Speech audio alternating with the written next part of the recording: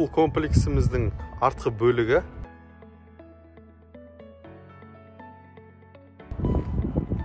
Бірінші қабатта кафе, екінші қабатта спортзал бар. Одан кейін турамызда тұрған үлкен спортзал. Сол жағымызда үлкен ангары бар. Осы ангардың ішкі жағына кірсек.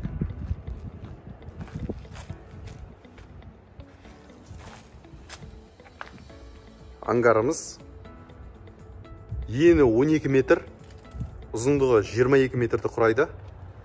Бұл ангарды бассейн жасауға ыңғайлап жатыр. Кіреберісте шағын қоймасы бар.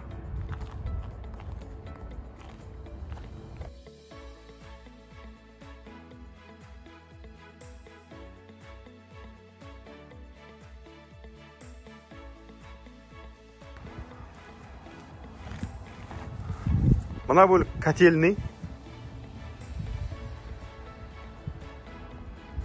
Тура жүрсек, үлкен спортзалға кіреміз.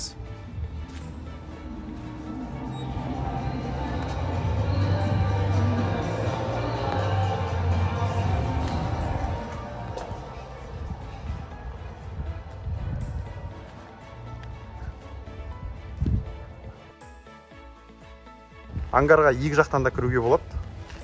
Одан кейін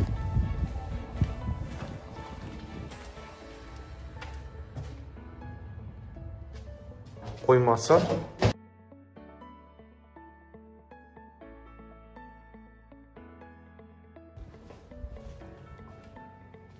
Ішкі жағы жартылай кафельденген. Бұл жақты ыдыс жуу орны ретінде жасауға ыңғайлаған.